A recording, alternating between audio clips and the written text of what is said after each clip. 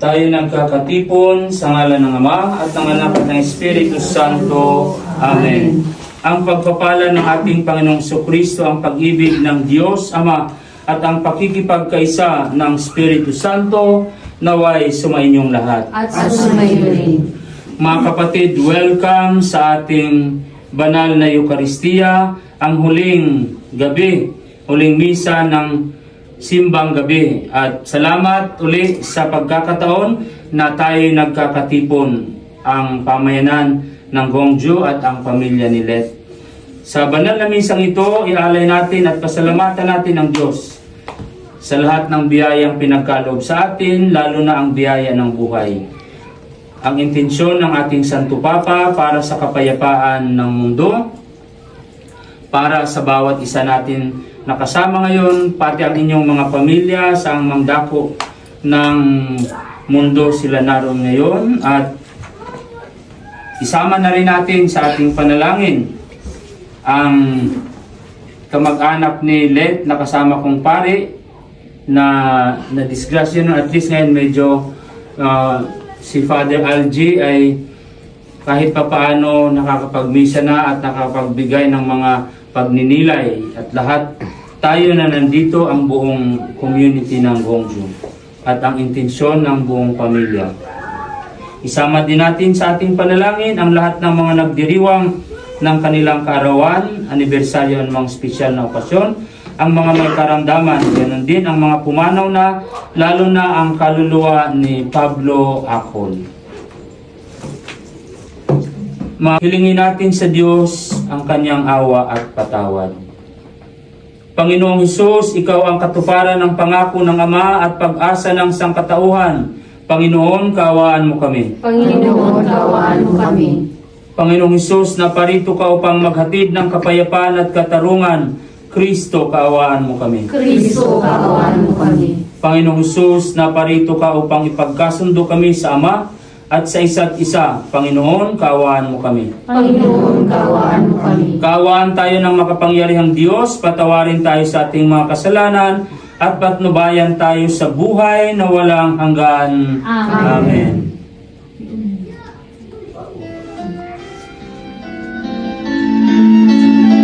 So habang dinadala niyo yung kandila ng ilaw, ang inyong mga panalangin, kasama sa paglagay ng kandila, mga personal na panalangin, inyong isama sa paglagay ng kandila. Sa Diyos sa kaitaas, kaloob sa lupa ay kanayapaan, pinupuli ka, ipinagdaraman, sinasamba ka natin sa dakilang kalwalhatian. Panginoon ang Diyos sa linalangin, ang makapangyarihan, Panginoon Jesucristo, ang anak ng Diyos sa personal naman.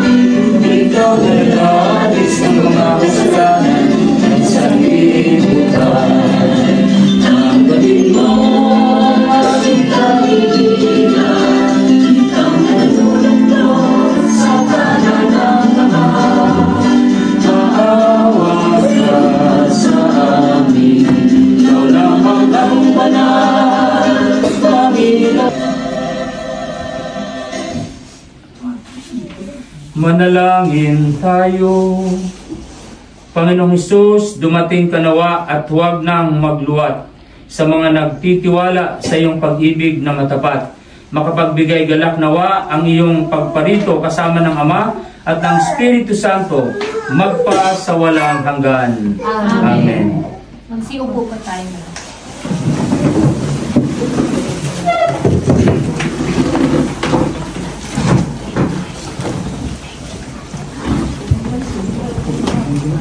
Pagpapahayag mula sa ikalawang aklat ni Samuel.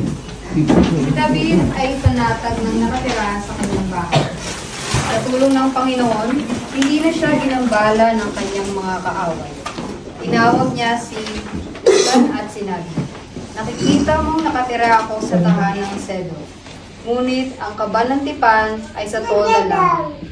Sumagot si Nathan, "Isagawa mo ang iyong iniisip, sapagkat ang Panginoon ay sumasa iyo."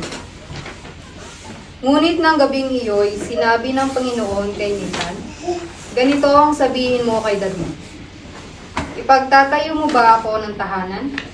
Inalis kita sa pagpapastol ng tupa upang gawing pinuno ng bayang Israel.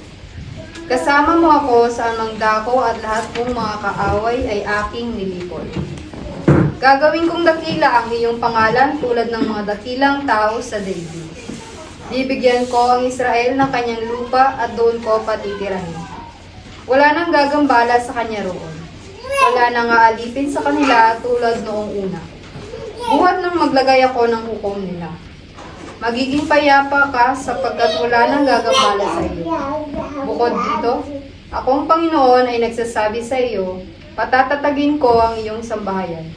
Pagkamatay mo, isa sa iyong mga anak ay papalit ko sa iyo. Patatatagin ko ang kanyang kaharian.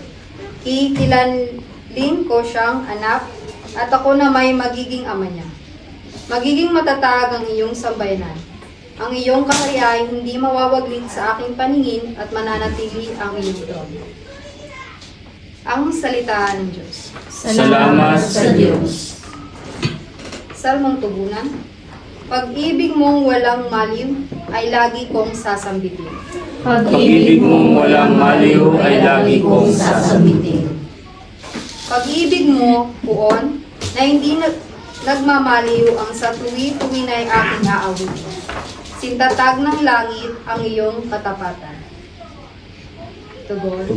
Pag-ibig mong walang maliw ay lagi kong sasabitin. Sabi mo, Poon, ikaw ay may tipan na iyong ginawa kay